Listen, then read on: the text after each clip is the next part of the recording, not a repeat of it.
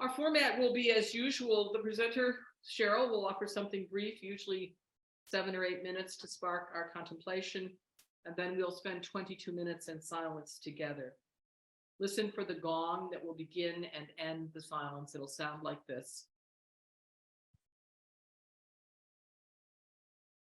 Following the silence, we'll open the floor for conversation. And during the silence, you can feel free to turn off your video and enjoy the image that will be on the screen and simply be in your own solitude. Meditate as you will. There is no cookie cutter approach to meditation, but give yourself the gift of this hour. So now I would ask you to mute your computer or your phone until it's time to share after the meditation. So we're all on mute, except for Cheryl and myself. Let me introduce Cheryl, who many of you know. Cheryl Nichols is a retired teacher who keeps on teaching in her weekly tutoring with immigrant women. She's a regular volunteer at St. Camilla's Food Pantry here in Silver Spring, Maryland. She is, and I think of you this way, Cheryl, is the keeper of the flame for our local women church group, Sisters Against Sexism. We'll be meeting this Sunday.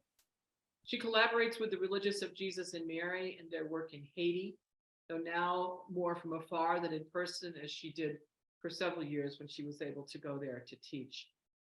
We count on Cheryl here at the water office as a volunteer, always willing to lend a hand, whether stuffing envelopes or driving someone to the airport. I know very few people who match Cheryl's generosity of spirit. I know even fewer who match her busy life of giving, giving, giving. That's why I'm so happy that she has her early morning times to herself, though I admit to having called her more than once and surely interrupted her enjoyment. Cheryl, we're in your very capable hands. Thank you. Thank you, Mary. Thank you.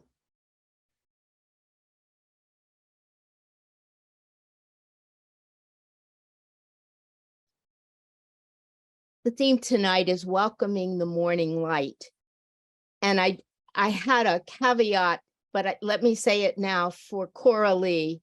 I don't know if you're the only one here, Coralie, from the Southern Hemisphere, but I'm charging you on August 6th to go back to the water website and replay this meditation, because on August 6th, you too will be coming out of the winter into welcoming the morning light. So I was thinking of you as I was preparing this, that it may not be appropriate to all of us who are attending. I think I have always, let me start again. Not everyone is happy with the month of February. It's still a winter month. Often it's the coldest month of the winter where we are. I, however, in these last several years, have a new take on February for myself and my prayer. And that is, I start counting down from the winter solstice and look at the time of sunrise and sunset, because I know the days are getting longer. And it's interesting that at the end of December and early January, the morning sunrise doesn't change. It kind of gets stuck somewhere around 7:26 for several, almost 2 weeks, it seems, whereas sunset is a minute later each day. But somewhere toward the very end of January, sunrise begins a minute earlier each day. And by February, we have morning light. I have morning light, hopefully and often in the middle or toward the end of prayer, which I try to begin each morning. I've always gotten up early. As a teacher, I had to be in school for 7:30. So often I left between 6:30 and 6:45 to drive to school. I still wake up early, even though I'm retired, usually somewhere before 6 o'clock. I take my dog out, I feed the dog, she settles back in, I get my coffee, and the next not several hours, but probably close to an hour is my prayer time, reading time, just welcoming the day. And as I said, in February, all of a sudden, if I start in darkness, I'm usually finishing my prayer in daylight. It's almost like a reawakening. And when I see that light, it's not so much that I have kind of a new energy and beginning for a day of doing something, but really for a day of being. I think of that light as bringing in an experience of divinity and a delivering of grace into my day, to be open to whatever happens that day, whether I'm teaching or working at the pantry, or even going to my water aerobics classes 3 times a week, just being open to whatever the day is going to offer me. And thinking of those encounters, especially those interpersonal encounters, as being experiences of divinity and the coming of grace in one way or another.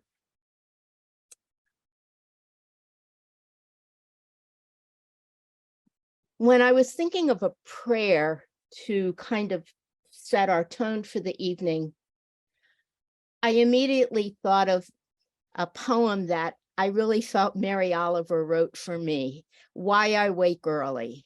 It's one of the first poems that I read by her. And I think I realized how my age was getting to my brain, because as hard as I tried to memorize the poem, it just wouldn't stay in my head. So I would often just read it quietly. And I think when I see the light, I don't think so much of the poem. I connect with the poem at different times, but what she experiences in that poem is what I see each morning. Mary Oliver is going to lead us in the prayer. She is going to read her poem for us. I asked Patrice if she would do it for us twice. And then there will be a picture during our quiet time. It's a picture I took about a year ago. I do not have the experience of nature that Mary Oliver had, living in Maine, kind of close to the water with so much of the woods and ponds. I live in the city. So I don't have a horizon. I don't see the sun rise. I see the light that comes almost 40 minutes before sunrise comes. And there are buildings and utility poles and bushes. So I don't need to see the sun, but just the beautiful light that radiates from it. And I guess maybe my prayer for all of us is that just the way that light, the sun radiates its light early on in advance, that we can draw on that power, that energy, and that grace to let our lives kind of radiate in the connections that we make with one another. I also realized that a month from now, probably 3 weeks, in the United States, when we hit daylight saving time, we will have to wait a little bit later again to welcome the morning light. Okay, thank you, Patrice.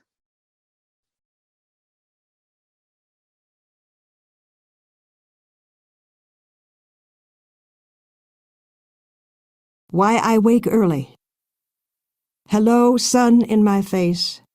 Hello, you who make the morning and spread it over the fields and into the faces of the tulips and the nodding morning glories and into the windows of even the miserable and the crotchety. Best preacher that ever was, dear star that just happens to be where you are in the universe to keep us from ever darkness, to ease us with warm touching, to hold us in the great hands of light. Good morning, Good morning, good morning. Watch now how I start the day in happiness, in kindness.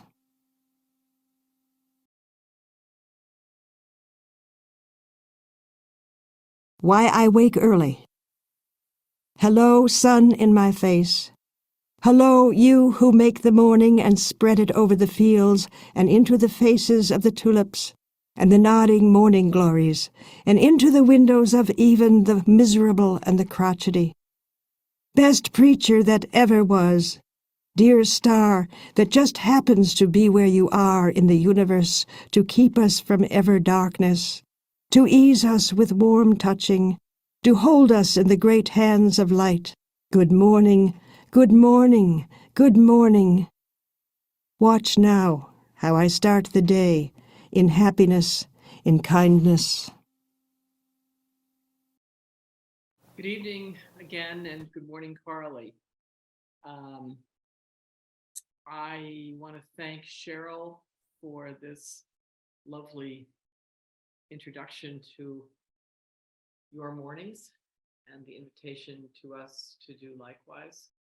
And I want to thank you especially for bringing Mary Oliver to us. I don't know that I've ever heard her read before. And there's something very special about hearing a poet whose work you like very much read. So thank you very much for that. And thank you for your own insights, which I thought were simple and profound in a very useful way. And the picture, I know that view.